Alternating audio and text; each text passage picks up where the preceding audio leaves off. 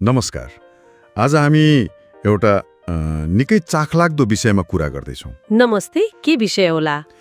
यो हाम्रो आफ्नै परम्परागत पेय मोही छ नि। मोही दहीबाट बन्ने हो। त्यसलाई पहिलो पटक कसरी व्यावसायिक रूप दिएको छ भन्ने बारे। त्यो त एकदमै नौलो कुरा भयो। हो नि।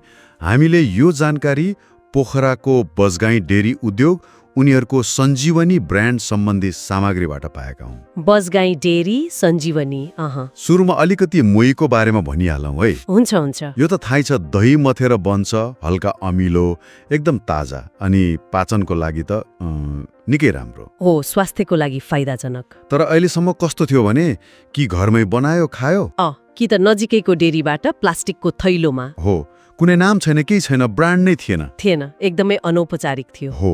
आज हामी यही सञ्जीवनीको कदमले के अर्थ राख्छ, यसको महत्त्व के छ, यसले डेरी उद्योगमा केही फरक पार्ला त, यसमै गहिरिन्छौँ। एकदम सान्दर्भिक विषय छान्नुभयो। मोही हाम्रो संस्कृति, हाम्रो खानपानको एउटा महत्त्वपूर्ण हिस्सा हो नि। तर यसलाई व्यावसायिक रूपमा खासै अघि बढाइएकै थिएन। त्यही त बिक्री वितरण एकदमै सामान्य, न ब्रान्ड न राम्रो प्याकेजिङ, गुणस्तरको पनि के ग्यारेन्टी, हैन? हो, विश्वासकै भरमा किन्ने अवस्था थियो। हो त नि। अब यही पृष्ठभूमिमा बजगाई डेरीले सञ्जीवनी मार्फत गरेको यो प्रयास, यो किन यति खास भयो त? के कुराले फरक बनायो? यहाँ चाखलाग्दो कुरा के छ भने नि, उनीहरूले खालि मोही बनाएर बेचेको मात्रै हैनन्, उनीहरूले यसलाई एउटा ब्रान्डको पहिचान दिए। यो नै पहिलो महत्त्वपूर्ण कदम हो। ब्रान्ड नै बनाए। हो। सञ्जीवनीले मोहीका लागि पहिलो पटक व्यवस्थित लेभलिङ गर्यो। लेभलिङ मतलब त्यसमा उत्पादन मिति, कहिलेसम्म खान मिल्ने, के मिसाइएको छ, पोषण तत्व कति छ, यस्तो जानकारी स्पष्ट लेखेर। पहिला त त्यस्तो हुँदैन थियो। अनि आकर्षक स्वास्थ्यकर बोतलमा प्याकेजिङ। बोतलमा प्लास्टिकको थैलोबाट बोतलमा। हो, बोतलमा। अनि सङ्गठित बजार व्यवस्थापन। यसले गर्दा परम्परागत पेय भए पनि आधुनिक उपभोक्ताले सजिलै विश्वास गर्ने र किन्ने भए। यो त राम्रो कुरा भयो। यो पोखरामा मात्रै सीमित छैन, बिस्तारै बाहिरका बजारमा पनि पुर्याउँदैछन्। तर एउटा कुरा, यो लेभलिङ, प्याकेजिङ, हैन, परम्परादेखि चलिआएको घर घरमा बन्ने चिजलाई यस्तो औपचारिक रूप दिनु किन पर्यो होला? यसले मोहीको त्यो मौलिकता या पहुँचमा केही फरक पर्दैन? हैन, यो प्रश्न महत्त्वपूर्ण छ। यसका पछाडि व्यावसायिक र सामाजिक कारणहरू छन्। जस्तै? पहिलो त ब्रान्डिङले उपभोक्तामा विश्वास जगाउँछ।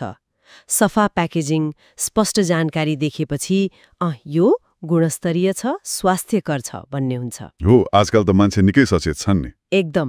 दोस्रो, राम्रो प्याकेजिङले मोहीको सेल्फ लाइफ प्रयोग गर्न मिल्ने अवधि बढाइदिन्छ। त्यो पनि हो। यसले गर्दा उत्पादनलाई टाढा टाढासम्म पुर्याउन सजिलो भयो, बजार विस्तार भयो। पहिले डेरी वरिपरि मात्रै बिक्ने मोही अब सुपरमार्केटसम्म पुग्न सक्ने भयो। ठीक हो। अनि तेस्रो र सायद सबैभन्दा महत्त्वपूर्ण, यसले दूध उत्पादक किसानलाई प्रत्यक्ष फाइदा पुग्छ। किसानलाई कसरी? जब एउटा ब्रान्ड स्थापित हुन्छ, उसलाई त नियमित दूध चाहिन्छ नि, हैन? चाहिन्छ। त्यसले गर्दा किसानको उत्पादनले स्थिर बजार पाउँछ, उचित मूल्य पनि। सञ्जीवनीले पनि स्थानीय किसानहरूसँगै मिलेर काम गरिरहेको देखिन्छ। यसको मतलब त यो खाली बोतलमा मोही बेच्ने कुरा मात्रै होइन रहेछ। होइन। यसको जरा त गाउँका किसानसम्म पुगेको रहेछ, अनि हाँगा बजारको विस्तारसम्म।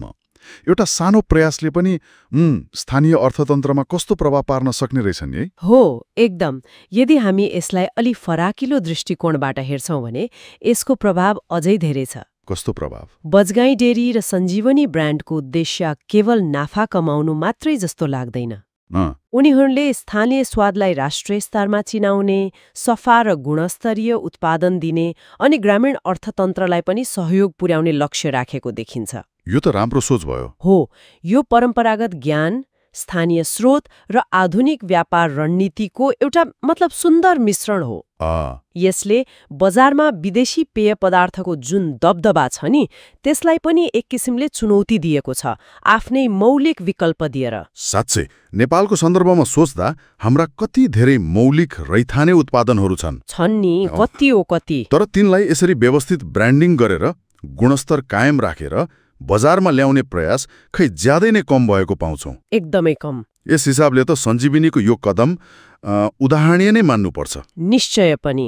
यो केवल एउटा उत्पादनको सफलताको कथा मात्रै होइन। यो नेपालका अन्य परम्परागत उत्पादनहरूको व्यावसायिकीकरणका लागि एउटा सम्भावित मोडल पनि हो। यसले परम्परा र आधुनिकतालाई कसरी जोड्न सकिन्छ भन्ने देखाएको छ। त्यो निकै महत्त्वपूर्ण छ। हो, निकै महत्त्वपूर्ण। अब यो छलफललाई बिट मार्दै गर्दा एउटा विचार मनमा आइरहेको छ। के होला? के सञ्जीवनीले देखाएको यो बाटो, मतलब परम्परागत उत्पादनलाई गुणस्तर, ब्रान्डिङ र बजारसँग जोड्ने, यो नेपालका अरू अनगिनत मौलिक स्वादहरू छन् नि, जस्तै गुन्द्रुक, सिन्की, विभिन्न किसिमका अचारहरू, अरू स्थानीय पेयहरू धेरै छन्। तिनीहरूका लागि पनि प्रेरणा बन्न सक्छ त? के हामी भविष्यमा यस्तै अरू सञ्जीवनी कथाहरू सुन्न पाउनेछौँ होला? यो प्रश्न साँच्चै सोच्न लगाउने खालको छ। सम्भावना त पक्कै छ। हो, यो प्रश्नमा घोत्मिनु सान्दर्भिक देखिन्छ।